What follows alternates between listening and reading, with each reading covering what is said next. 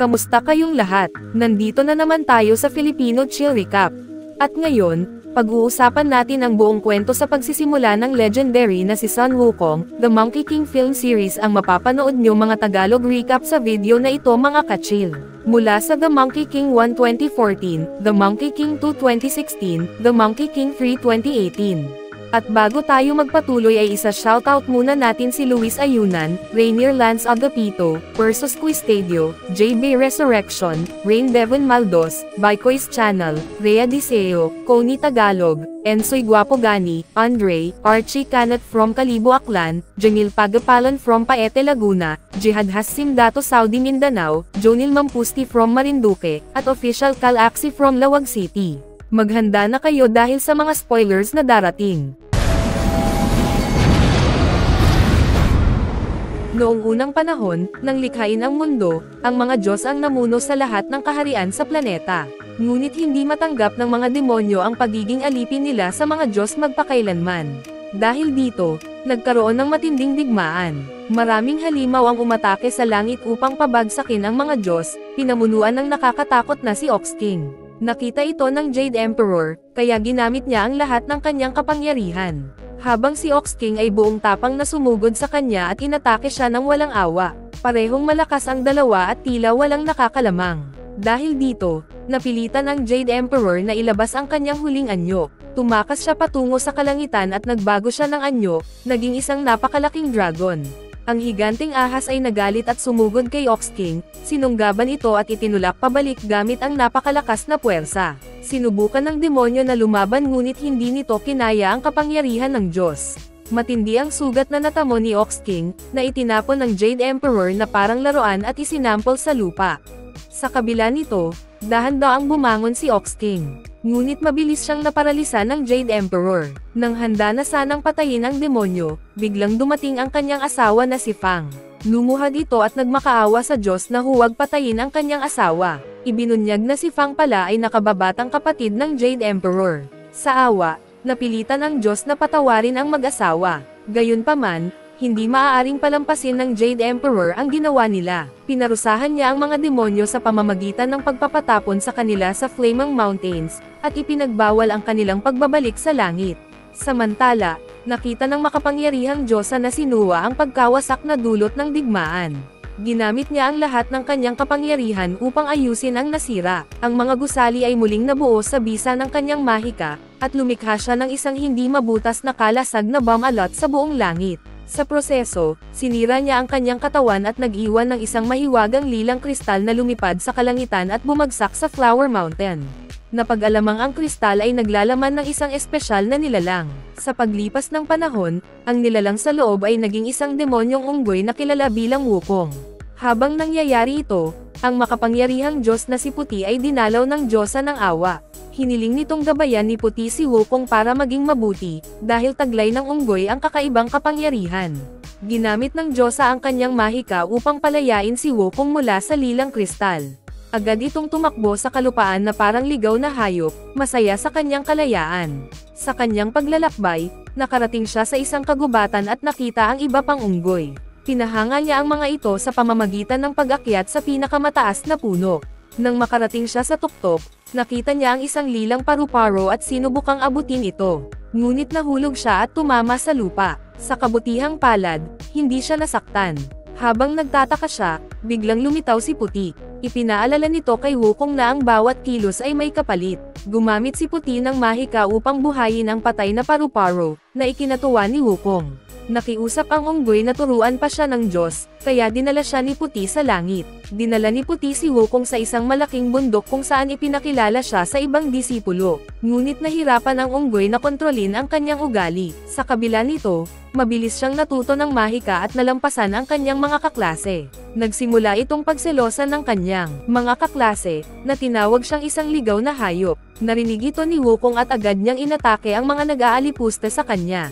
Nagbago siya ng anyo at naging isang higanteng rhino, binigyan ng leksyon ang mga nanunuya. Sa bandang huli, sumuko ang kanyang mga kalaban. Ngunit dumating si Master Puti at labis na nadismaya sa ginawa ng unggoy. Dahil dito, dinala siya ni Puti sa isang lagusan na puno ng kaguluhan at apoy. Nilamon si Wukong ng lagusan, na nagsimula ng panibagong pagsubok sa kanyang buhay. Sa kabutihang palad, ang lahat ng ito ay isang panaginip lamang. Ipinaliwanag ng matandang lalaki na ito ang magiging kapalaran ng demonyo kung hindi magbabago si Wukong sa kanyang mga paraan. Sinabi rin ng master na dapat nang lisanin ng pangunahing tauhan ang akademya dahil wala na siyang maituturo pa sa unggoy. Narinig ito ng demonyo at labis siyang nalungkot sa desisyon ng kanyang master, ngunit nagpasya siyang magbigay galang sa huling pagkakataon bago tuluyang lisanin ang lihim na kabundukan magpakailanman. Samantala, nagbabalak muli ang mga demonyo sa loob ng naglalagablab na kabundukan na salakayin ang langit. Nais ng hari ng baka na gumawa ng isang makapangyarihang sandata upang labanan ang Jade Emperor. Gayunpaman, nangangailangan siya ng tulong mula sa isang Diyos na kilala bilang Erlang at balak niyang gamitin ang ambisyon nito upang sirain ang langit mula sa loob. Dumating ang hari ng baka sa harap ni Erlang upang manipulahin ang general. Ipinangako niyang papatayin ang Jade Emperor upang maging bagong pinuno ng langit si Erlang. Nakakapagtaka, agad na tinanggap ng Diyos ang alok at nangakong magdudulot ng kaguluhan hanggat kaya niya. Makaraan ang ilang panahon, isang higanteng golem ang sumalakay sa bulaklak na kabundukan at nagdulot ng takot sa mga unggoy. Sa kabutihang palad, dumating si Wukong sa tamang oras upang ipagtanggol ang kanyang mga kapwa unggoy. Agad niyang winasak ang kaaway at nagbabala sa mga mananakop na huwag nang bumalik. Dahil dito, nagsaya ang mga unggoy at itinanghal si Wukong bilang kanilang bagong hari. Nangako siya na palaging paprotektahan ang kanyang mga kapwa at naghanda upang maghanap ng makapangyarihang mga sandata para sa kanila. Tumalon siya papunta sa kailaliman ng ilog upang hanapin ang maalamat na kayamanan. Sa ilalim ng tubig, dumaan siya sa mga lagusan at nakarating sa isang napakalaking lungsod. Agad siyang nagtungo sa palasyo ng hari ng dragon at hiniling sa mga nilalang na ibigay sa kanya ang kanilang mga sandata. Labis itong ikinagalit ng Diyos at inutusan ang mga nilalang dagat na atakihin ang unggoy. Ginamit nila ang mahika upang ikulong siya sa isang bula, ngunit madali itong napagtagumpayan ni Wukong. Kinuha niya ang lahat ng kayamanan laban sa kalooban ng mga nilalang, kabilang ang makapangyarihang baluti ng hari ng dragon, bago siya matagumpay na lumangoy palayo. Pagkaalis niya sa palasyo, napansin niya ang isang napakalaking poste sa ilalim ng karagatan. Lumangoy siya papunta rito at namangha sa laki ng bagay na ito. Binalaan siya ng hari ng dragon na ang poste ay mahalaga sa pagpapanatili ng karagatan, ngunit hindi siya nakinig. Naangat ni Wukong ang poste, na nagdulot ng malalakas na lindol. Binago niya ang poste sa isang gintong baston at itinago ito sa kanyang tainga. Ngunit ang kanyang ginawa ay lumikha ng isang malakas na alimpuyo na Samire sa palasyo at muntik nang pumatay sa hari ng dragon. Gayunpaman, nakatakas si Wukong sa oras. Sa kabilang dako, naramdaman ng asawa ng hari ng baka ang paparating na sakuna, isang napakalaking alon na nagbabanta sa kanilang bayan. Kahit hirap dahil sa kanyang pagbubuntis, ginamit niya ang kanyang sandata upang harapin ang alon. Agad na tumulong ang hari ng baka at ginamit ang kanyang buong kapangyarihan upang pigilan ang baha. Sa tulong ng kanilang mahika, nagawa nilang itigil ang alon at hadlangan ang natitirang tubig gamit ang isang bundok. Ang kanilang tagumpay ay nailigtas ang kabundukan, ngunit iniisip ng hari ng baka kung sino ang may kagagawan ng sakunang ito, isang potensyal na kaalyado para sa kanyang plano laban sa langit. Samantala, dumating ang hari ng dragon sa langit upang balaan ang mga Diyos tungkol kay Wukong. Sinabi niya kay Erlang na winasak ng unggoy ang lahat sa kanyang tahanan. Kaagad inutusan ni Erlang ang kanyang alagad na si Neza upang hulihin ang unggoy. Sumakay si Neza sa kanyang mga nagliliyab na gulong at tumungo sa bulaklak na kabundukan. Sa parehong pagkakataon, maraming demonyo ang napilitang lumikas mula sa kanilang mga tahanan dahil sa baha, ngunit napansin nilang sila'y napapalibutan ng mga unggoy sa lahat ng panig. Nalaman nila na napunta pala sila sa teritoryo ng Monkey King, at agad na tinanong ni Wukong kung bakit naroon ang mga demonyo. Ngunit matapos niyang malaman na walang tirahan ang mga tao dahil sa napakalaking pagbaha na kanyang ginawa, pinayagan ni Wukong na manatili ang mga demonyo. Dinala niya ang babaeng fox sa magagandang bundok na magiging bagong tahanan nila, habang lumilipad silang dalawa sa ilalim ng kalangitan sa gabi. Pagkatapos ay bumaba silang dalawa sa lupa, at nangako ang Monkey King na paprotektahan niya ang mga tao ng babae mula ngayon, habang sumisikat ang araw sa malayo. Habang nag-e-enjoy sila sa magandang tanawin, biglang napansin ni Wukong na may mali. Sa tamang oras, nakaiwas siya mula sa isang malaking fireball. Doon nila nalaman na si Neza ay dumating upang patayin si Wukong.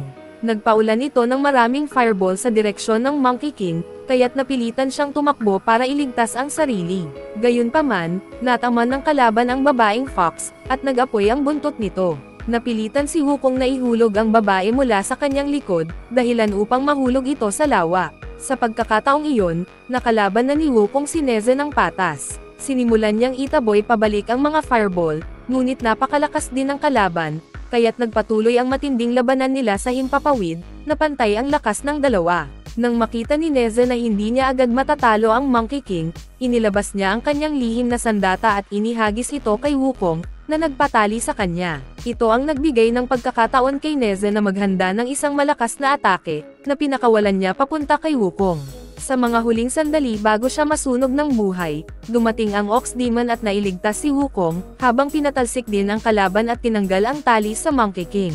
Bumalik sila sa lupa, at sinigurado ni Wukong na ligtas ang kanyang mga kaibigan. Pinasalamatan niya ang Ox Demon sa pagligtas sa kanya ngunit inamin din na siya ang sanhi ng malaking pagbaha. Napagtanto ng Ox Demon na maaaring magamit ang kapangyarihan ni Wukong para sirain ang kalasag ng langit. Ipinaliwanag niya kay Wukong na ang mga Diyos ay may mas maraming maya-alok kaysa sa Flower Mountains, kabilang na ang kakayahang maging immortal. Naalala ni Wukong ang kanyang tadhana na mamatay balang araw, kaya't mabilis siyang nagmadali patungo sa langit, nangakong babalik sa kanyang mga kaibigan. Nakarating siya sa mga pintuan ng langit at nakita ang napakalaking pader na humaharang sa kanya. Agad siyang tumalon, ngunit napalibutan siya ng mga kristal na nagkulong sa kanya. Sa kanyang gulat, mabilis siyang nakawala at tuluyang nakapasok sa palasyo ng langit. Sa wakas, lumipad ang Monkey King patungo sa mga gintong gusali at nakarating siya sa malaking lungsod na nakalutang sa mga ulap. Nahanap niya ang kastilyo ng Jade Emperor at diretsyong tumalon patungo rito. Hiningi ng demonyo sa emperador na ituro sa kanya ang paraan upang maging immortal, ngunit ipinaliwanag ng Jade Emperor na ang immortalidad ay nakakamit lamang sa sariling karanasan, at hindi sa pagtuturo ng iba. Dumating ang iba pang mga Diyos, kasama ang guro ni Wukong, na nakiusap sa Jade Emperor na patawarin ang padalos-dalos na asal ng demonyo. Sa halip na parusahan siya, ginawa siyang mamamayan ng langit at binigyan ng posisyon bilang tagapangalaga ng mga kabayo ng mga Diyos. Tinanggap ni Wukong ang titulo, umaasang iginagalang siya dahil dito, ngunit ang emperador ay sinusubukan lamang siyang pigilan sa gulo sa pamamagitan ng pagbibigay ng walang kwentang trabaho. Kalaunan, naina si Wukong sa kanyang trabaho dahil sa dami ng patakaran, ngunit mas lumala pa nang dumating si Erlang sa gusali. Sinubukan nitong gawing miserable ang buhay ng Monkey King. Kinuha ni Erlang ang kanyang latigo at sinaktan ang mga kabayo, ngunit pinigilan siya ni Wukong gamit ang buntot, at pinalaya ang lahat ng hayop. Tumakas ang mga kabayo papunta sa kalangitan habang masayang nakasakay si Wukong sa mga ito, na nagdulot ng kaguluhan sa langit. Pagkatapos, nakarating ang Monkey King sa isang luntiang hardin kung saan ang mga diwata ay nangunguha ng mga prutas para sa kanilang mga amo. Agad siyang pumasok sa kagubatan at kinain ang mga peach na parang gutom na hayop. Sinubukan siyang pigilan ng mga diwata habang pinagtatawanan ang kanyang kapalaluan, ngunit ang galit ni Wukong ay nagdulot ng pagkagulat sa kanila. Tinanggal ng demonyo ang kanyang kasuotan ng may kalungkutan at ibinalik ito, tumangging magpaalipusta pa. Nagdesisyon siyang maging tunay na hari habang nililibot ang ulap sa kalangitan. Sa wakas, nakarating siya sa isang gusali sa labas ng lungsod, kung saan ang isang diyosa ay nangongolekta ng mga banal na enerhiya para sa isang malaking pagan. Sinabi ng diyosa na gumagawa siya ng isang malakas na elixir para sa Jade Emperor ngunit nagbabala kay Wukong na huwag pumasok bago siya umalis. Naakit ang demonyo sa kanyang nakita at agad na pumunta sa Pagan upang alamin ang laman nito, hindi niya namalayang ito pala ay bitag ni Erlang. Habang papalapit ang demonyo sa malaking Pagan, biglang hinawakan siya ng isang mahiwagang latigo at hinayla pabalik gamit ang napakalakas na puwersa. Agad na nalaman na dumating na si Master Puti upang pigilan ang kanyang disipulo, hindi niya pinayagan si Wukong na magdulot pa ng gulo. Kaagad na nagsimulang magsugod si Erlang kasama ang kanyang mga sundalo, subalit na paralyze si Wukong ng mahiwagang lubad, na nagpapahintulot sa mga tao na patuloy siyang durugan sa lupa habang nilalay ng mapanirang Diyos ang pangunahing karakter.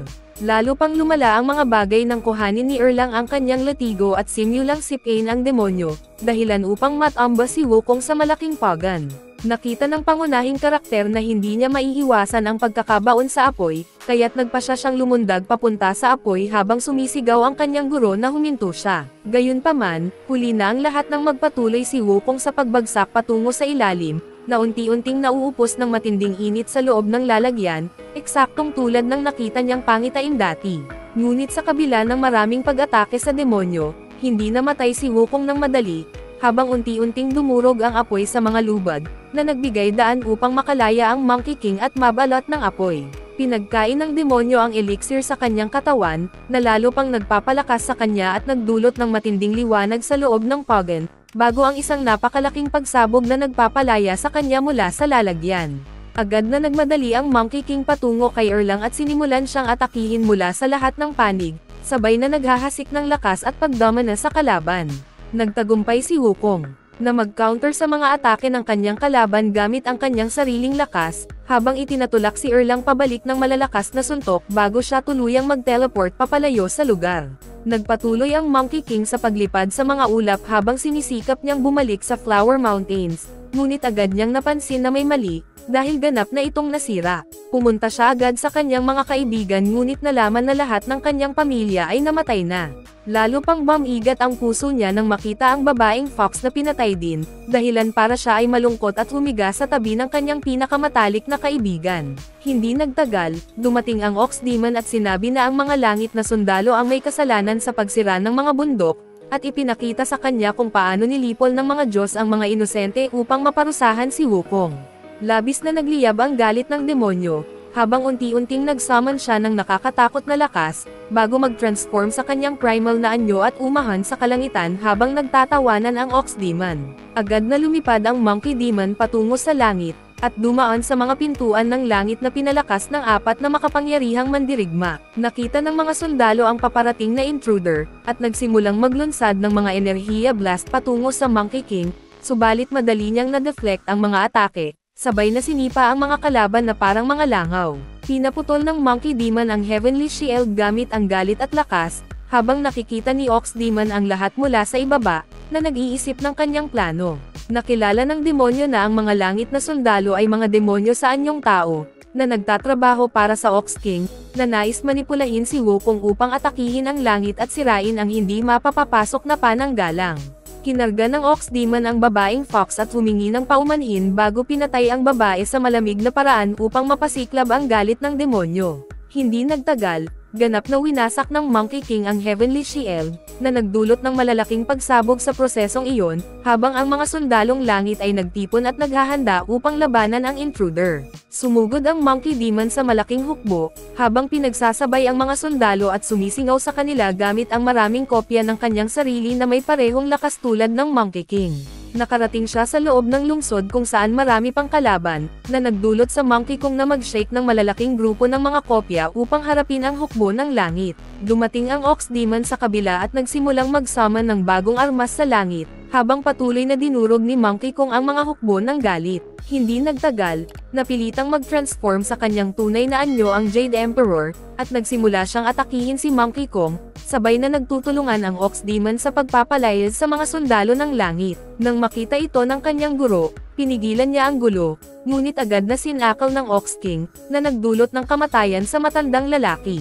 Nakita ito ng Monkey Demon at nalaman niyang siya ay itinaksil, kaya nag-scream siya sa galit habang natulak pabalik, habang handa ng labanan ang Ox Demon. Nagtagpo ang dalawang makapangyarihang nilalang sa langit, habang nagdudugtong ng galit at lakas, subalit mabilis na nakakuha ng kalamangan ang Ox Demon gamit ang kanyang bagong armas, bago tuluyang nag-api ang Jade Emperor.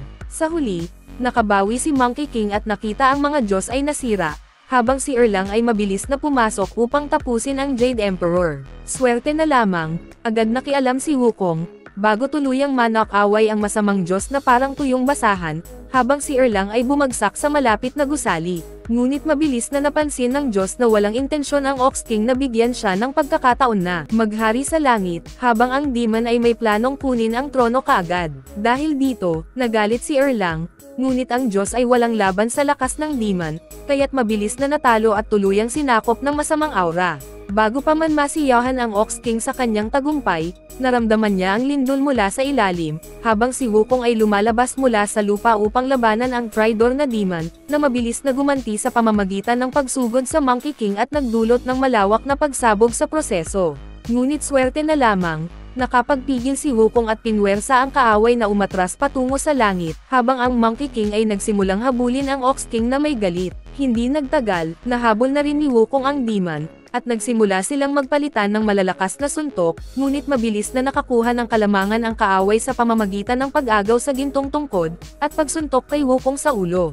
Dahil dito, nagsimula si Wukong sa isang panaginip, kung saan ay lumitaw ang Diyosa ng awa sa kanyang harapan. Binati ng babae ang demon, sa wakas ay nauunawaan niya kung ano ang ibig sabihin ng pagkawala ng mga taong mahal niya. Kaya't siya ay nagkaroon ng lakas na mas malakas pa sa kanyang naisip. Inilubog ng Diyosa ang kanyang magical water sa monkey, at sa proseso, nagbago ang anyo ng main character, kaya't nagtagumpay siya sa pagsugod sa kaaway. Pinawi ni Wukong ang Ox King at muling nakuha ang kanyang gintong tungkod, bago tuluyang itinapon ang kaaway. Ngunit hindi matanggap ng Ox Demon ang pagkatalo, kaya't patuloy siyang nagbatuhan sa monkey, habang bumagsak si Wukong sa maraming gusali. Ngunit sa huli, muling nakuha ni Wukong ang kanyang balanse at sinunggaban ang kaaway, bago tuluyang itapon sa mundo ng tao. Nakaharap ng main character ang kaaway sa tagumpay, bago bumalik sa kanyang normal na anyo, habang ang Jade Emperor ay nagising na rin, ngunit ang langit ay muling sinira. Bumonte si Wukong sa Emperor at humingi ng paumanhin sa ginawa niya, ngunit bago pa man muling makapag-usap, biglang naibalik ang main character sa ibang dimensyon, kung saan isang napakalaking Buddha ang lumitaw sa harap niya. Sinabi ng makapangyarihang Diyos kay Wukong na ang kanyang kapalaran ay nakalaan para sa isang mas malaking layunin, na dapat niyang tuparin ang isang mahalagang misyon para sa kanyang pagtubos, bago sabunutin ang demon. Mabilis na napagtanto na si Wukong ay may misyon na protektahan ang isang banal na mongheng manggaguna sa kanya sa isang mahirap na paglalakbay.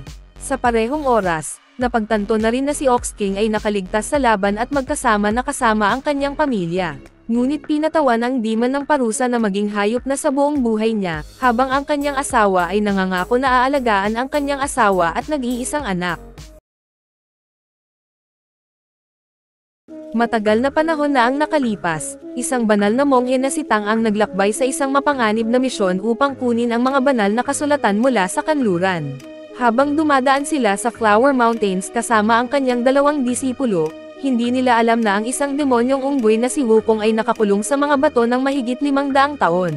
Bigla na lang silang nagkaproblema nang sila'y pinuntirya ng isang napakalaking tigre na tuluyang nagtaboy sa kanila papunta sa isang sulok. Sinubukan ng mga disipulo na iligtas ang kanilang guro sa pamamagitan ng pag-abandona sa kabayo, ngunit dahil sa kabutihan ng puso ng monghe, iginiit niya na iligtas din ang hayop. Dahil dito, iniwan na lang nila ang banal na lalaki sa halip. Dahil dito, sinubukan ni Tang na kausapin ang tigre, umaasang makuha ang simpatiya nito. Pero sa kasamaang palad, hindi marunong mag-Chinese ang tigre kaya't tinugis nito ang monghe papunta sa pasukan ng kuweba. Sa kabutihang palad, nakahanap si Tang ng tagwan sa loob ng kuweba at doon niya natuklasan ang demonyong unggoy na nakakulong sa mga bato. Sinabi nito kay Tang na tanggalin ang talisman para mailigtas ang kanilang buhay. Habang papasok na ang tigre, wala nang nagawa ang monghe kundi tanggalin ang talisman. Biglang yumanig ang buong bundok at nakawala si Wukong mula sa pagkakakulong, na nagdulot ng isang malakas na pagsabog. Sa wakas, nakalaya na ang unggoy, at tumalon ito sa paligid ng mga bato sa gullet. Pero nabuhay rin ang malaking tigre at agad na inatake si Wukong. Ngunit walang laban ang tigre sa demonyong unggoy.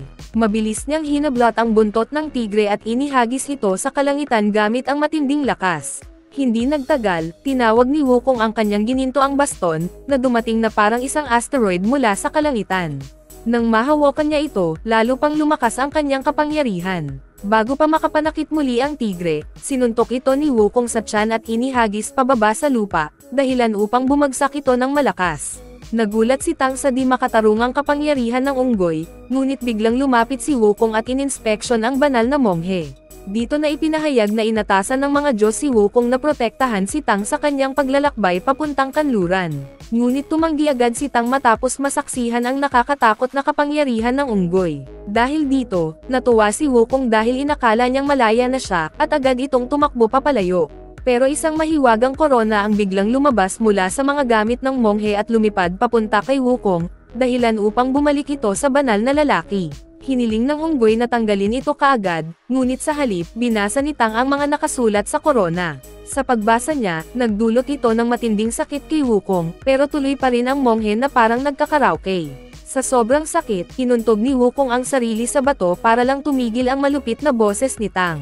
Galit na galit, hinawakan ng unggoy ang monghe, pero naantala ang kanilang pagtatalo nang biglang lumitaw ang diyosa ng awa sa kalangitan. Sinabi nito kay Wukong na ang tanging paraan para matanggal ang korona ay makuha muna nila ang mga banal na kasulatan mula sa kanluran. Narinig ito ng unggoy at agad na nagmadaling tumungo sa kanilang destinasyon. Sa sobrang bilis niyang lumipad sa kalangitan, bumagsak siya sa lupa, pero nagulat siya nang makita niyang bumalik lang siya kung saan siya nagsimula. Ipinaliwanag ng banal na monghe sa demonyo na dapat nilang tapusin ang paglalakbay patungo sa kanluran nang hindi gumagamit ng anumang kapangyarihan, dahil sa paningin ng mga Diyos, hindi matatapos ang misyon kung gagamit sila ng shortcut. Pero hindi nila alam, may nakaabang ng panganib. Biglang lumabas ang isang napakalaking dragon mula sa tubig at agad na umatake, sabay nilamon ang kanilang kabayo. Dahil dito, sumugod ang unggoy para labanan ang halimaw at subukang bawiin ang kanilang kabayo. Pero nahawakan siya ng dragon at itinapon palayo na parang basahang papel. Sa kabutihang palad, mabilis na nakabawi ang unggoy. Sumugod siya muli at hinawakan ang higanteng halimaw, sabay ibinagsak ito sa lupa, dahilan upang mabagsak ng malakas ang dragon. Lumapit ang unggoy sa dragon at galit na inutusan itong ibalik ang kanyang kabayo. Hinawakan niya ang halimaw at muling binagsak ito ng may matinding lakas, dahilan upang ang dragon ay mag-anyong kabayo. Nangako itong magiging disipulo ng monghe at tutulungan silang magpatuloy sa kanilang paglalakbay patungo sa kanluran. Samantala, sa isang bayan, isang ama ang nagsasara ng kanyang tindahan kasama ang kanyang anak na babae, nang biglang dumating ang isang hindi inaasahang bisita. Isa pala itong kilalang skeleton demon na tanyag sa pagkain ng mga bata. Pero bago pa man niya madukot ang bata, biglang inatake ang kanyang mga alagad ng higanteng mga halimaw mula sa labas, na agad pinatay ang mga ito. Agad na nalaman na ang mga halimaw na ito ang tunay na mga tagasunod ng skeleton demon, na inatake ang mga impostor para ipaghiganti ang pangalan ng kanilang Panginoon. Hindi nagtagal, isang misteryosong ulap ng puting usok ang pumasok sa silid at naganyong babae na nagpakilala bilang si Bai ang tunay na skeleton demon. Lumapit siya sa impostor at tinanggal ang maskara nito, na nagpakita na isa lang itong ordinaryong tao na ginagamit ang kanyang pangalan para dukutin ang bata. Sa sobrang galit, sinipsip ng skeleton demon ang enerhiya ng lalaki hanggang sa mamatay ito, habang ang kanyang mga alagad naman ay lumapit sa ama at sa anak, at pinatay din ang mga ito. Pagkatapos, bigla na lang naglaho ang skeleton demon mula sa silid at bumalik sa kanyang kastilyo sa kabundukan, isang lugar na walang sino mang tao ang nangangahas na pasukin. Pero mabilis na nalaman na ang panahon niya bilang demonyo ay malapit nang matapos, dahil papalapit na ang petsa ng kanyang reinkarnasyon. Sa tulong ng kanyang mahiwagang salamin, napansin niya na paparating ang banal na monghe sa kanyang direksyon, kaya't nagplano siyang kainin ang lalaki upang makamit ang immortalidad. Samantala, dumating na si Wukong kasama ang kanyang guro sa isang liblib na lugar. Ramdam ng unggoy na may kakaibang nangyayari kaya't sinimulan niyang hanapin ang anumang palatandaan ng mga mapanlinlang na demonyo. Ngunit imbes na mga halimaw, bigla na lang may grupo ng mga kababaihan na tumatakbo papunta sa kanila mula kung saan-saan. Di nagtagal, isang lalaki na mukhang bida sa Korean drama ang lumapit sa grupo na parang naghahanap ng direksyon. Pero agad napansin ni Wukong na isa pala itong demonyo na nagbabalat kayo. Dahil dito, bigla niyang inatake ang estranghero, dahilan upang bumalik ito sa tunay niyang anyo, isang pig demon na nagngangalang Baji. Laking gulat ng lahat nang malaman na hindi nag-iisa si Baji. Biglang lumitaw mula sa buhangin ang isang asol na higanteng halimaw na si Wu Jing, at galit na inatake nito si Wukong. Pero halatang hindi sila kayang tapatan ng unggoy, na mabilis na napalakas ang sarili laban sa kanilang galit. Dahil dito, nag-transform si Baji sa kanyang demonic form bilang isang napakalaking warhog, at buong puwersang sumugod kay Wukong. Pero imbes na tamaan ang unggoy, nabangga niya ang sarili niyang kakampi, na lalong nagpagalit sa kanya. Muling umatake ang baboy, pero sa sobrang galit at kawalan ng kontrol, siya mismo ang bumangga sa dingding at nawalan ng malay. Nakita ito ni Wukong at agad naman niyang hinarap ang asol na halimaw. Mabilis niyang napasuko si Wu Jing sa pamamagitan ng malakas na sipa at pagkulong dito sa lupa. Napilitan ang mga demonyo na sumuko, at inamin nila na sila ay inutusan ng Goddess of Mercy upang samahan ang banal na monghe, tulad ng misyon ni Wukong. Pero hindi ito pinaniwalaan ng unggoy, at nagbantang papatayin ang dalawa. Sinubukan ni Tang na pigilan si Wukong. Sabi niya, mali ang pumatay ng kapwa, pero sa hindi sinasadyang pagkakataon, napatulak niya ang mga demonyo pababa ng bundok, halos naging mamamatay tao siya sa proseso. Hindi nila alam na pinapanood sila ng skeleton demon mula sa kanyang mahiwagang salamin. Nagsisimula na itong magplano ng masama upang mahuli ang monghe. Kinabukasan, ang grupo ay napadpad sa isang liblib na gubat. Napakabigat ng fog kaya hindi nila makita ang daraanan. Pero biglang nagpakita ang isang daan sa harap nila, na nagtuturo sa isang bahay na nakahiwalay sa malayo. Agad naramdaman ni Wukong na puno ng demonic energy ang lugar. Ang hindi nila alam, nag-transform ang skeleton demon bilang isang tao, nagpapanggap na isang mahina at kawawang matandang babae upang linlangin ang grupo. Pagdating nila sa misteryosong bahay, nakilala nila ang matanda. Nagkunwari itong takot sa anyo ng mga alagad ni Tang. Lumapit ang monghe upang pakalmayan siya, pero sinamantala ng babae ang pagkakataon at nagcast ng malakas na ilusyon, kaya hindi napansin ng grupo ang kanyang mga mahiwagang galaw. Pinapasok ng matanda ang grupo sa kanyang bahay at nag-alok ng pagkain at pahinga. Pero si Baji, imbes na makinig, naging interesado lang sa mga anak ng matanda. Nagpresente pa siyang maging asawa ng mga ito at lumabas para hanapin ang mga babae, na parang simpleng mangmang. Napansin ito ni Tang at inutusan si Wu Jing na sundan ang baboy. Samantala, si Wukong ay iritadong-iritado sa mahiwagang alikabok na nasa kanyang mga mata. Nakikita ito ng matanda at sinabing maghilamos siya sa isang kalapit na lawa. Pero tumanggi si Wukong na iwan ang kanyang guro ng mag-isa, kaya't ginamit ng unggoy ang kanyang gintong baston upang lumikha ng isang mahiwagang bilog sa paligid ng monghe. Sabi niya, huwag na huwag itong aalis sa lugar, bago siya tumakbo papunta sa lawa. Gayunpaman, hindi nakinig ang banal na monghe sa babala ng kanyang alagad at naglakad papunta sa matandang babae upang magpasalamat sa pagpapatuloy nila, hindi namamalayang may plano itong salakayin siya mula sa likod.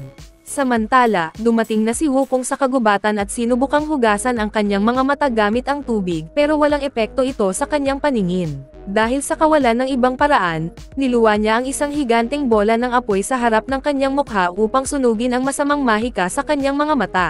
Dahil dito, nakita na ni Wukong ang ilusyon ng kalaban. Mabilis siyang tumakbo pabalik sa matandang babae upang tapusin ang laban. Nawalan ito ng malay, ngunit napansin ni Wukong na nagtatangkang tumakas ang demonyo. Hinabol niya ito palabas upang patayin, pero biglang naglaho si Bai sa harap ng kanyang mga mata at sinubukang salakayin siya mula sa likod. Sa kabutihang palad, napatigil ni Wukong ang mabagsik na atake. Ngunit nagbago ng taktika ang demonyo, sumugod ito ng napakabilis bago muling maglaho. Napagtanto ng unggoy na nilinlang siya, kaya agad siyang bumalik sa bahay. Doon, bumalik na ang skeleton demon sa anyo ng matandang babae at sinubukang atakihin ang monghe. Mabilis namang sumugod si Wukong at pinalipad ang demonyo sa loob ng silid. Nagulat si Tang sa marahas na aksyon ng alagad habang nakikita ang matanda na tila namamatay sa lupa. Lumapit si Wukong sa demonyo upang tapusin ito, ngunit sumigaw si Tang upang pigilan siya. Tumanggi si Wukong at sinaktan ang babae sa ulo. Dahil dito, labis na nagalit si Tang at binigkas ang mga salita ng mahiwagang korona. Naramdaman ni Wukong ang matinding sakit at paulit-ulit na bumangga sa mga pader hanggang sa mawalan siya ng malay. Hindi nila alam na buhay pa rin si Bai, habang pinapanood niya si Wukong na nagdurusa bago siya tuluyang umalis at bumalik sa kanyang kastilyo. Habang nagmumuni-muni si Wukong sa ibabaw ng bundok matapos ang kanyang parusa, lumapit si Tang at humingi ng tawad sa kanyang alagad. Gayunpaman, binilin niya na huwag nang pumatay ng kahit sino paman, dahil naniniwala siyang lahat ng buhay ay dapat protektahan ng pantay-pantay. Kinabukasan, nagpatuloy ang grupo sa kanilang paglalakbay at dumating sa isang malawak na bansa na napapalibutan ng maraming bundok. Sa kanilang pagpasok sa mataong mga kalye, napansin nila ang mga pader na puno ng mga poster ng nawawalang mga bata na umano'y dinukot ng skeleton demon. Di nagtagal, nakarating sila sa palasyo ng hari. Masiglang tinanggap ng hari ang grupo at nagdaos ng isang malaking salo-salo, habang ikinukwento ang kanilang paghihirap laban sa skeleton demon na pumatay sa mga bata. Nakiusap siya kay Tang na tulungan silang talunin ang masamang nilalang. Hindi nila alam na nasa loob na ng kastilyo ang skeleton demon, galit na galit sa hari dahil sa mga kasinungalingang ikinakalat nito. Subalit bago pa man matapos ng babae ang kanyang pagsasalita, biglang sinalakay siya ng mga sundalo mula sa gilid. Dahil dito, agad niyang inatake ang mga tao at pinatay sila na parang mga insekto habang ipinapakita ang kanyang nakatatakot na kapangyarihan. Naglakad ang skeleton demon papunta sa banal na monghe at tiniyak sa kanya na wala siyang interes na kainin ang laman nito. Ipinahayag niya na nais lamang niyang makipag-usap kay Wukong, bago mabilis na lumipad papalayo, dahilan upang habulin siya ng unggoy. Nakarating ang dalawa sa isang liblib na gusali. Doon, nahiga ang babae sa kanyang kama at tiniyak kay Wukong na wala siyang balak lumaban sa ngayon. Sa nakakagulat na pangyayari, sinabi ng demonyo na nais niyang tulungan si Wukong na tanggalin ang gintong korona sa kanyang ulo. Pinagmalasakitan siya ng skeleton demon dahil sa buhay niyang parang sirkerong unggoy, pinapagawa ng nakakahiyang bagay at pinarurusahan ng kanyang Panginoon. Inalok pa ng babae na patayin si Tang upang makalaya si Wukong, sabay utos na akitin ang monghe palayo sa kastilyo upang mapatay. Mabilis itong naglaho sa langit pagkatapos. Pagbalik ni Wukong sa monghe, tumanggi siyang sabihin ang tunay na nilalaman ng kanilang usapan. Ang sinabi lamang niya ay nais ng demonyo na makipagkita kay Tang ng mag-isa. Sa kabila ng babala, pumayag ang monghe kaagad, sa layuning baguhin ang puso ng masamang nilalang. Di nagtagal, lumapit sa banal na tao ang isang malamig na kamay mula sa likod, ang skeleton demon.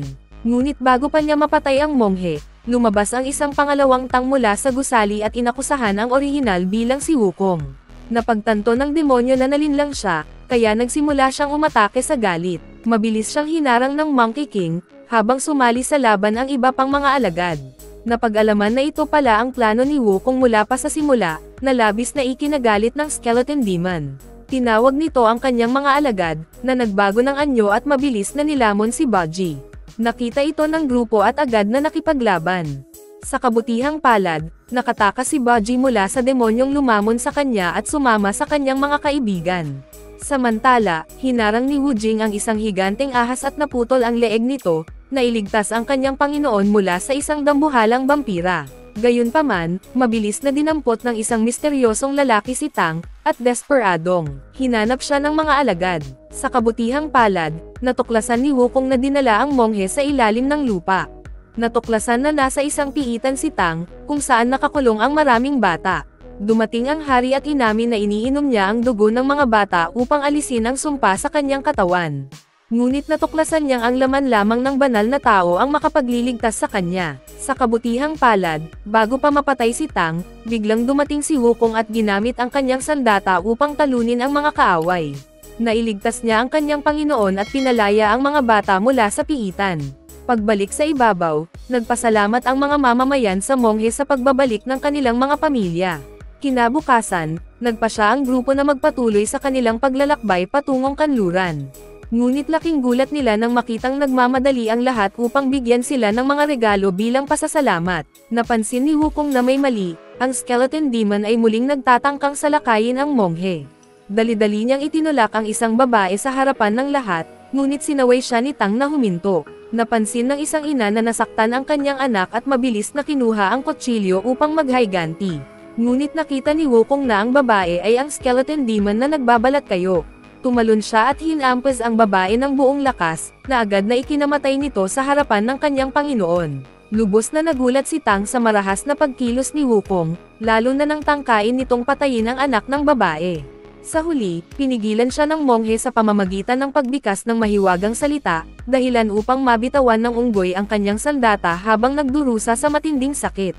Pero hindi basta-basta sumusuko ang unggoy. Sa kabila ng lahat, nagawa pa rin niyang makuha muli ang kanyang sandata at ginamit ito upang buong lakas na hampasin ang bata. Nang makita ito ni Tang, lubos siyang nadismaya sa ginawa ng kanyang alagad. Galit niyang sinabi kay Wukong na umalis na at huwag nang bumalik kailanman. Napuno ng lungkot si Wukong. Lumuhad siya sa harap ng kanyang master bilang pagpapakita ng respeto. Bago siya tuluyang lumipad papunta sa langit, iniwan ang banal na tao na umiiyak sa lupa. Ang hindi alam ng lahat, ang skeleton demon ay palihim na nagmamasid mula sa malayo. Sinamantala niya ang pagkakataon at dinukot ang banal na monghe, inilayo ito sa kanyang mga alagad. Nang malaman ng grupo na wala silang laban sa kaaway nang wala si Monkey King, nagdesisyon si Baji na hanapin si Wukong sa Flower Mountains, habang si Wu Jing ay nagplano na lihim na pasukin ang kastilyo ng kalaban upang iligtas ang kanilang master. Pagdating ni Baji sa tahanan ni Monkey King, laking gulat niya nang makita niyang hindi bumalik si Wukong doon. Ang naiwan lamang ay ang dragon armors na pag-aari ng hari ng unggoy. Samantala, si Wu Jing naman ay nakapasok na sa kastilyo ng kalaban, ngunit napansin niyang may kakaibang nangyayari. Mula sa ilalim ng lupa, nagsimulang lumitaw ang napakaraming kalansay na bumuo ng isang higanteng hukbo. Napilitan si Wu Jing na harapin ang mga halimaw mag-isa, ngunit unti-unti siyang napapalibutan ng mga ito. Biglang nagkaroon ng malakas na ingay, isang bagay ang bumagsak sa lupa. At doon, lumitaw si Baji, suot ang dragon armors ni Wukong. Agad niyang tinulungan si Wu Jing, at magkasama nilang hinarap ang mga kaaway. Habang nangyayari ito, iniisip naman ni Wukong ang kanyang mga alaala kasama ang kanyang master. Sa huli, nagdesisyon siyang talikuran ang lahat ng kanyang iniisip at bumalik sa Flower Mountains. Ngunit biglang lumitaw ang Goddess of Mercy at pinigilan siya. Sinabi niya kay Wukong na hindi pa tapos ang kanyang paglalakbay. Ibinunyag ng Diyosa na ang kanyang master ay hawak na ng walang awang kalaban at si Wukong lamang ang may sapat na lakas upang iligtas ang buhay nito. Samantala, nagsimulang gamitin ng skeleton demon ang kanyang kapangyarihan upang higupin ang enerhiya ng buhay mula sa monghe. Habang desperadong nakikipaglaban ang kanyang mga disipulo sa labas ng kastilyo, naramdaman ni Baji ang paparating na isang napakalakas na nilalang. Ang lahat ng kanyang armor ay biglang hinigop papunta sa langit. At doon, lumitaw si Wukong, handang sumabak sa labanan. Sa bawat paglipad ng mga armor patungo sa kanya, unti-unting lumakas ang kanyang kapangyarihan. Gamit ang kanyang sandata, tuluyang winasak ni Wukong ang hukbo ng mga kalansay, ginawang alabok ang lahat ng halimaw. Pagkatapos ng labanan, naramdaman ni Wukong ang presensya ng kanyang master sa loob ng kastilyo. Agad siyang tumakbo papunta sa napakalaking gusali, at gamit ang golden staff, tinulak niya ang kalaban palayo sa kanyang master. Nagliyab ng galit ang skeleton demon nang makita ang ginawa ni Wukong. Agad siyang sumugod patungo sa unggoy at tinulak siya papunta sa bundok. Ngunit mabilis nakarecover si Monkey King at nagsimulang umiwas sa malupit na atake ng kalaban gamit ang teleportation. Sa wakas, tinamaan niya sa mukha ang demonyo at itinapon ito na parang basahang nil-iPad. Sinamantala ng unggoy ang pagkakataon at tumakbo patungo sa monghe, na sinusubukang iligtas ang kanyang master mula sa lugar na iyon. Ngunit hindi niya napansin na ginamit na ng kalaban ang lahat ng kanyang kapangyarihan at nagbago ito sa isang napakalaking skeleton monster. Nakita ito ng mga tao at nagtangkang lumaban sa dambuhalang kalaban, pero mabilis silang itinaboy na parang mga insekto. Kasabay nito, nahulog din si Monkey King sa mga kamay ng giant skeleton, at nilunok silang dalawa ng nilalang. Sa kabutihang palad, nakalabas agad ang pangunahing karakter, ngunit kinuha muli ng kalaban ang kanyang master at itinapon ang unggoy sa lupa. Wala nang ibang pagpipilian si Wukong kundi labanan ang giant demon mag-isa. Pinipilit niyang umiwas sa malupit na atake ng kalaban, ngunit sa huli, tinamaan siya ng monster at muntik na siyang mamatay. Ang skeleton demon ay naglunsad ng malupit na suntok patungo kay Wukong, pero nakapagdepensa siya agad, at sinubukang wasakin ang kalaban habang tinatamaan ito sa ulo. Ngunit mabilis nakarecover ang kalaban at wala lang nangyari sa lahat ng pinsala. Gamit ang kanyang kapangyarihan, ipinadala ng demonyo ang maraming skeletons patungo kay Wukong, at sinubukang dakpin ang Monkey King. Ngunit nagawa ni Wukong na hawakan ang nilalang at pinutol ang braso nito, na nagdulot ng matinding sakit sa kalaban. Napilitan ng demonyo na magsummon ng lahat ng kanyang skeletons upang muling buuin ang kanyang katawan, ngunit mabilis na pinigilan ito ni Wukong gamit ang kanyang golden staff. Habang ginagamit ang kanyang sandata, nag-split siya sa maraming clones na pinalibutan ang kalaban mula sa lahat ng direksyon. Mabilis na nagsimulang mag-charge ang mga unggoy at sumugod patungo sa giant demon. Isang malakas na pagkatalbog ang naganap, at tinamaan nila ang kalaban, dahilan para gumuho ang katawan nito. Nagsimulang mawalan ng lakas ang skeleton demon at dahan-dahan itong nasusunog mula sa pagkawala ng lahat ng kanyang kapangyarihan. Hindi matiis ni Tang na makita siyang mamatay bilang isang mapaghiganting demonyo, kaya't nagdesisyon siyang kunin ang kaluluwa nito at tanggapin sa kanyang katawan upang maipagkalob ang kaligtasan sa kaluluwa ng demonyo. Nakita ito ng unggoy at mabilis na tinulungan ang kanyang master, ngunit napansin niyang unti-unti ring namamatay ang monghe. Malungkot na pinanood ng mga tao ang kanilang master na unti-unting naging isang estatwa ng bato sa harap nila. Sa huli, nagawa ni Tang na linisin ang kaluluwa ng skeleton demon at ipinadala ito sa kabilang buhay, ngunit, sa proseso, nag-alay siya ng kanyang buhay. Sa kabila ng lahat ng ito, kahit nakikita ng Monkey King na namatay ang kanyang master, hindi siya sumuko sa misyon ng monghe. Nais niyang dalhin ang estatwa ng kanyang master patungo sa kanlurang bahagi kasama ang kanyang mga kaibigan. Ngunit ang hindi nila alam, ang Goddess of Mercy ay matagal nang nagmamasid sa kanila. Gamit ang kanyang mahika, unti-unting binuhay ng Diyosa ang monghe at dahan-daang itinaguyod ito sa likod ng Monkey King habang nagpapatuloy sila sa kanilang misyon upang kunin ang mga banal na kasulatan. Ang pelikula ay nagsisimula sa isang monghe na nagngangalang Master Tang na nasa isang misyon patungo sa India upang kunin ang mga banal na kasulatan at dalhin ito sa China. Kasama niya ang kanyang mga alagad, ang Monkey King na si Sun Wukong, si Baji, at si Sha. Sa kanilang paglalakbay, dumaan sila sa iba't ibang pagsubok, ngunit ang haharapin nila ngayon ang pinakamabigat sa lahat. Habang naglalakbay sila, tumawid sila sa isang ilog sakay ng bangka. Sa simula, mukhang maayos ang lahat, ngunit bigla na lamang lumitaw ang isang halimaw mula sa ilog at inatake sila. Pilit nilang ipinagtanggol ang kanilang mga sarili ngunit hindi sila nagtagumpay. Sa gitna ng panganib, bigla na lang lumitaw ang isang mahiwagang portal at nilamon ang grupo. Paglabas nila sa kabila ng portal, bigla silang nahulog mula sa napakataas na lugar. Habang patuloy ang kanilang pagbagsak, napansin ni Master Tang ang isang napakagandang babae, at tila na in love siya agad sa unang tingin. Sa kabutihang palad, dumating ang kanyang mahiwagang osa at iniligtas siya, habang si Wukong naman ang sumagip kay Master Tang. Samantala, si Baji at si Sha ay nagkaroon ng napakahirap na paglapag. Habang sinusubukan nilang alamin kung nasaan sila, nilapitan sila ng magandang babae at tinanong kung sila ba ay mga lalaki. Si Tang, na tila nahulog na ang loob sa babae, ay agad na sumagot ng, oo, ngunit ngumiti lang ang babae at umalis. Ilang sandali pa, dumating ang babae sa isang malaki at magarang kaharian na puro kababaihan ang naninirahan. Mula sa mga ministro, manggagawa, doktor, hanggang sa mga tagapamahala ng aklatan, lahat ay babae. Natuklasan din na ang magandang babae ay ang reyna ng kaharian na tinatawag nilang, Womanland. Agad niyang sinabi sa kanyang mga tagapaglingkod ang tungkol sa mga lalaking nakita niya, ngunit wala ni isa ang naniwala sa kanya. Mukhang matagal nang hiwalay ang kaharian sa labas na mundo, kaya't walang sino man sa kanila ang nakakita ng lalaki kahit kailan. Habang ipinipilit ng reyna ang kanyang kwento, nagduda ang kanyang mga tagapaglingkod na baka siya ay may sakit. Kinuha nila ang isang lumang aklat na nagsasabing ang mga lalaki ay nakalalasan. Gayunpaman, hindi kumpleto ang paliwanag sa aklat dahil may mga nawawalang bahagi. Biglang dumating ang Empress ng kaharian, na siyang nagpalaki sa reyna at namumuno sa buong lugar. Nang marinig niya ang chismis na may mga lalaking nakapasok sa kanilang kaharian, agad niyang inutusan ang kanyang mga tauhan na hanapin ang mga ito. Samantala, sina Master Tang, Wukong, at siya ay naliligaw sa kagubatan at naghahanap ng direksyon.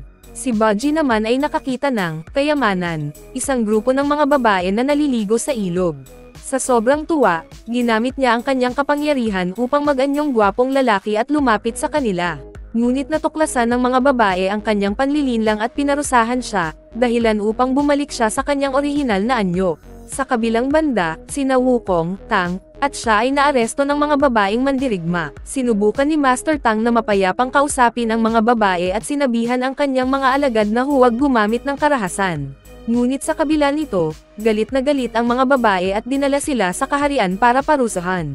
Doon nila nalaman na nasa loob sila ng Woman Land, isang kaharian kung saan walang lalaki.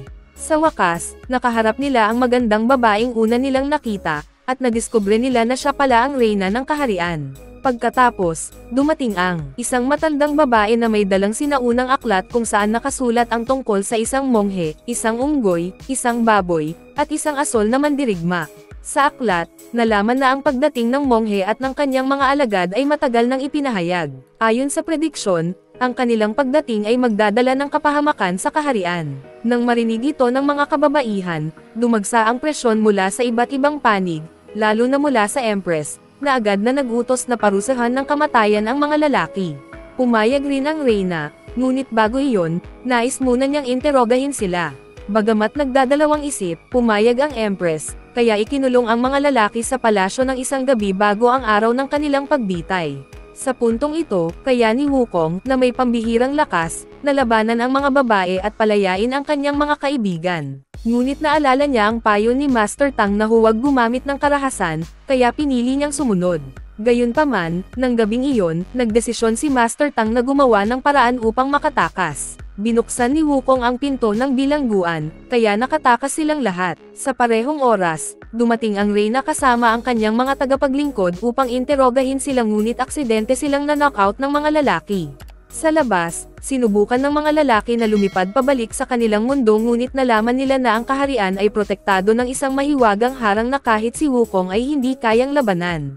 Dahil dito, iminungkahi ni Wukong na makipag-usap sila sa reyna, dahil siya lamang ang maaaring makatulong sa kanila. Pumayag si Master Tang at ang iba pa, at bumalik sila sa bilangguan. Ilang sandali pa, nagkamalay ang reyna at ang kanyang mga tagapaglingkod at bumalik sa bilangguan. Nagpa siya ang reyna na tanungin ang apat ng paisa-isa. Ininteroga niya si Tang, habang ang kanyang mga tagapaglingkod ang nagtanong sa iba pa. Sa interogasyon, inamin ng reyna na naaakit siya kay Tang, ngunit ipinaliwanag ng huli na siya ay isang monghe at hindi maaaring magmahal. Sinabi rin niyang ang tanging layunin niya sa paglalakbay sa kanluran ay makuha ang banal na kasulatan upang alisin ang paghihirap sa mundo. Ibinigay niya sa reyna ang kanyang talaan ng paglalakbay na naglalaman ng kanyang mga iniisip at pananaw. Habang nagiging mas magaan ang usapan nila, biglang sumingit si Wukong at nagtanong tungkol sa paraan ng pagtakas.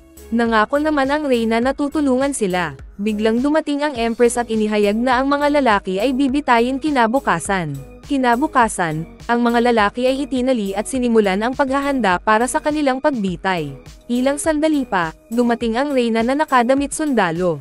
Napag-alaman na may plano siya para makatakas ang mga lalaki. Ipinaalam niya sa kanila na pinalitan niya ang mga matutulis na palaso ng mga laruan, at ang kailangan lang nilang gawin ay magkunwaring patay.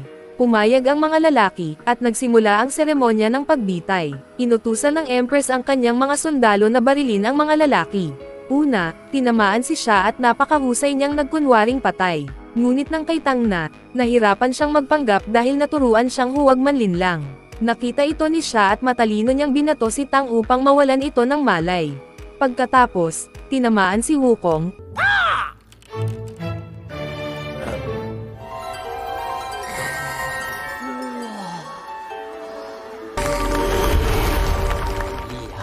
Ngunit nang kay Baji na, iniutos ng Empress na palitan ang mga palaso. Sa kaharian na ito, ang pagiging lalaki ay isang malaking kasalanan, ngunit ang pagiging pangit na lalaki ay mas malala pa. Kaya't pinaulanan si Baji ng maraming palaso. Subalit dahil isa siyang demigod, hindi siya basta-basta mamamatay. Pagkatapos ng seremonya ng pagbitay, iniutos ng Empress na itapon ang kanilang mga katawan. Sa puntong ito, ang lahat ay ayon sa plano ng reyna. Nadala niya ang mga lalaki sa isang ligtas na lugar na natuklas ang isang napakabanal na bahagi ng kaharian ng mga babae. Doon, inamin ng reyna na kahit siya mismo ay hindi alam kung paano makaalis sa kaharian, dahil sa loob ng maraming siglo, walang sino mang nagtangkang umalis dito. Ngunit naniniwala siya na ang nawawalang pahina ng sinaunang aklat ang maaaring magbigay ng sagot. Nang marinig ito, natukoy ni Wukong na ang nawawalang pahina ng aklat ay nakatago sa paligid ng banal na lugar, kaya nagsimula silang maghanap. Ilang sandali pa, natagpuan ni Wukong ang papel at ibinigay ito kay Master Tang. Binasa ito ni Tang at nalaman na ang tanging paraan upang makalabas sa Womanland ay maunawaan ang tunay na kahulugan ng pag-ibig. Bilang monghe, inamin ni Tang na wala siyang gaanong alam tungkol sa pag-ibig. Ngunit biglang sinabi ng isa sa mga tagapaglingkod na narinig niya ang tungkol sa isang kwento ng pag-ibig sa kaharian ng mga babae. Ayon sa alamat, may isang babae na lubos na na-curious sa kung ano ang nasa kabila ng kaharian ng mga babae. Sa isang mahiwagang pagkakataon, nagkaroon siya ng relasyon sa isang waterboy mula sa labas ng kanilang mundo. Dahil magkaiba sila ng pinagmulan, hindi sila nagkita ng personal at nagkakaroon lamang ng koneksyon sa pamamagitan ng telepatiya. Sa kasamaang palad, kakaunti lamang ang nalalaman tungkol sa naging wakas ng kanilang kwento ng pag-ibig. Bigla na lang sumigaw sa sakit sina Tang, siya, at Baji nang lumaki ang kanilang mga tiyan. Binati sila ng Reyna at ipinaliwanag na ang tubig na ininom nila mula sa ilog ng sagradong lugar ay may mahiwagang kapangyarihan. Ang sinumang uminom nito ay mabubuntis, at tatagal lamang ng 9 na araw bago sila manganak. Dahil si Wukong lang ang hindi nabuntis, siya ang naatasang maghanap ng solusyon. Ngunit dahil sila ay mga lalaki, napakahirap para sa kanila na manganak kaya limitado ang oras ni Wukong upang iligtas sila. Sa kabutihang palad, may isang tagapaglingkod na nagsabi kay Wukong tungkol sa isang babaeng may taglay na tubig pampalaglag. Agad na pumunta si Wukong sa babaeng ito, ngunit nalaman niyang aabutin ng 100 taon ang proseso ng paggawa ng tubig pampalaglag. Nang magsimulang magmakaawa si Wukong, inamin ng babae na may mas mabilis na paraan. Kailangan lamang na hawakan ni Wukong ang kanyang puso gamit ang tunay na pagmamahal at magpatulo ng kanyang luha. Ang mga luha na iyon ang magiging tubig na kailangan niya. Subalit, walang alam si Wukong tungkol sa pag-ibig dahil hindi pa siya nagkaroon ng karanasan sa isang babae.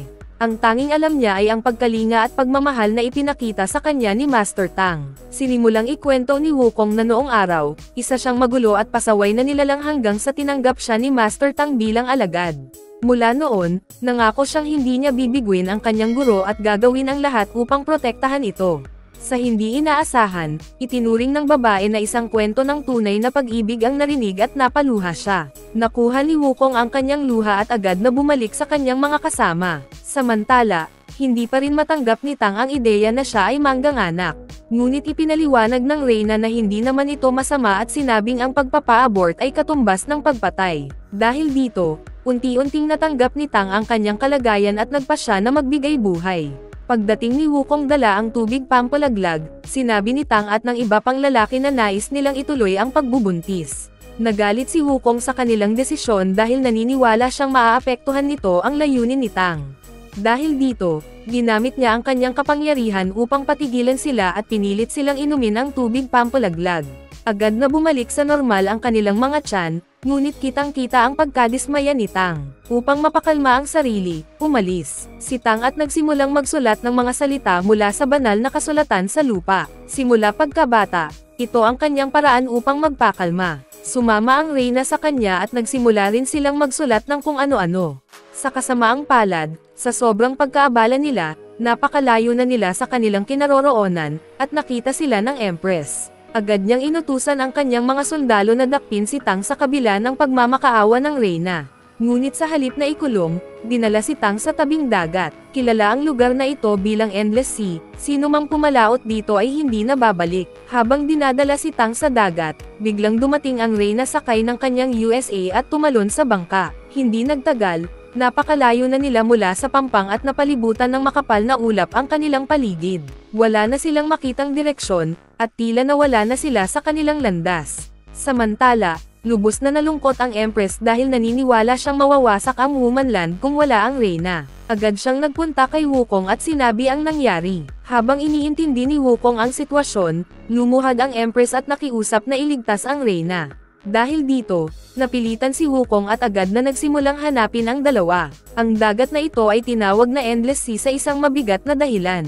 Kahit na mayroong mahiwagang paningin si Wukong, hindi niya matagpuan sina Tang at ang Reyna. Samantala, sina Tang at ang Reyna ay na-stranded sa gitna ng dagat. Naglaho na ang ulap, ngunit wala silang ibang makita kundi ang karagatan. Bagamat hindi pa sila matagal sa dagat, pakiramdam nila ay napakahaba na ng kanilang pananatili. Nauhaw ang Reyna at nagtangkang uminom ng tubig dagat, ngunit pinigilan siya ni Tang at sinabing mas lalo lamang siyang mauuhaw dito. Sa huli, buong pusong inalok ni Tang ang kanyang laman upang kainin ng Reyna. Lubos na naantig ang Reyna sa alok na ito, ngunit tinanggihan niya ito at sinabing mas nais niyang harapin ang lahat ng pagsubok kasama si Tang. Pagkalipas ng ilang oras, isang napakalakas na bagyo ang tumama sa dagat, ngunit milagrosong nakaligtas ang dalawa at nagpalipas ng gabi. Matapos ang bagyo, narating ng kanilang bangka ang isang pampang. Lumabas na ito ang tinutukoy sa propesya, na ang tunay na pag-ibig lamang ang makakapagbukas ng mga pinto palabas ng kaharian ng mga babae. Ang pagmamahalan ni Tang at ng Reyna ang nagdulot ng paglitaw ng isang napakalaking tarangkahan sa gitna ng dagat. Nakita ito ni Wukong at ng kanyang mga kasama, kaya't agad nilang natagpuan si Tang. Agad nilang hinikayat si Tang na lisanin ang lugar, ngunit inimbitahan naman ni Tang ang Reyna na sumama sa kanila. Matapos ang kaunting talakayan, pumasok na ang mga lalaki sa tarangkahan. Ngunit nang sumubok ang Reyna, hinarang siya ng mahiwagang hadlang na nagsasabing hindi siya maaaring lumisan ng Womanland. Sinubukan niyang puwersahin ang kanyang daan, ngunit nagsimulang maging bato ang buong kaharian at ang mga mamamayan nito. Unti-unting naging bato ang Reyna, ngunit mabilis siyang niyakap ni Tang, na nagpabalik sa kanyang anyo. Sa kabila nito, nawalan siya ng malay. Sa susunod na tagpo, napansin din ng Waterboy ang tarangkahan at agad na lumangoy patungo sa Womanland kung saan naroon ang kanyang minamahal. Samantala, habang inaalagaan ng Empress ang Reyna, naalala niya ang kanyang nakaraan. Maraming taon na ang nakalilipas. Iniwan sa kanya ng nakaraang Reyna ang isang bata at sinabing ito ay may dugong nagmula sa Womanland. Inatasan siya ng nakaraang Reyna na alagaan ang bata ng buong puso. Doon isiniwalat na ang batang babaeng umibig sa Waterboy ay walang iba kundi ang Empress. Dahil sa kanyang responsibilidad na alagaan ang bata, napilitan siyang isuko ang kanyang pag-ibig.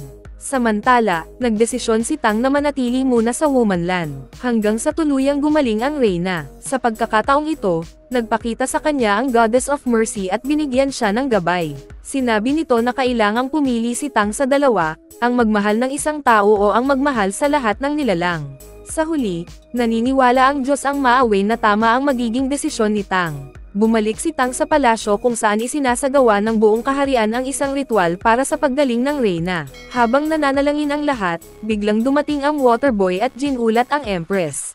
Ipinahayag niya ang kanyang pagmamahal at sinabing matagal siyang naghintay ng 20 taon para sa sandaling ito. Lubos na naantig ang Empress, ngunit alam niya ang kanyang tadhana, ang gabayan ng Reyna upang pamunuan ang kaharian. Kaya't tinanggihan niya ang muling pagsasama nila ng Waterboy. Sa galit, nagdesisyon ang Waterboy na wasakin ang kaharian. Una, dinukot niya si Tang at ang Reyna, ngunit agad silang nailigtas ng makapangyarihang Monkey King. Nang mabaygo ang kanyang unang plano, nag-transform ang Waterboy bilang isang demonyo at sinimulang salakayin ang kaharian. Nagkaisa sina Wukong, siya, at Baji upang pigilan siya, ngunit walang nagawa ang kanilang lakas. Di nagtagal, nag-transform pa ang Waterboy sa mas malaki at mas malakas na anyo at sinimulan niyang lunurin ang buong kaharian. Nawasak ang Womanland, at lahat ng kababaihan ay nahulog sa dagat. Sa harap ng pagkawasak, si Master Tang, habang nalunod na rin, ay pumasok sa isang malalim na meditasyon at nanalangin kay Lord Buddha upang iligtas ang mga tao. Sa di inaasahan, narinig ng Panginoon ang kanyang mga dasal at nagpakita. Iniligtas ni Lord Buddha ang mga babaeng nalunod at pinarusahan ang Waterboy dahil sa kanyang mga kasalanan. Sa wakas, tumila ang bagyo at unti-unting bumalik sa normal ang buhay sa Womanland. Matapos ang maraming kaliwanagan, napagtanto ni Master Tang ang kanyang tungkulin at nagdesisyong ipagpatuloy ang kanyang misyon. Bagamat mabigat ang loob, tinanggap ng Reyna ang desisyon ni Tang at ang kanyang sariling tadhana bilang pinuno ng kaharian. Sa huli, nagpaalam ang 4 na lalaki sa Reyna at nagpatuloy sa kanilang paglalakbay patungo sa kanluran, dala ang pag-asa na matamo ang mga banal na kasulatan. Diyan nagtatapos ang detalyadong paliwanag at recap ng The Monkey King Legendary Series franchise. Maraming salamat sa inyong pagmamahal at suporta, at magkita-kita tayo sa susunod na kwento. Mag-subscribe na kung hindi ka pa nakasubscribe, pindutin na rin ang notification bell at like button para sa marami pang movie recap katulad nito, at mag-iwan ng comment down below. And as always, thank you for watching.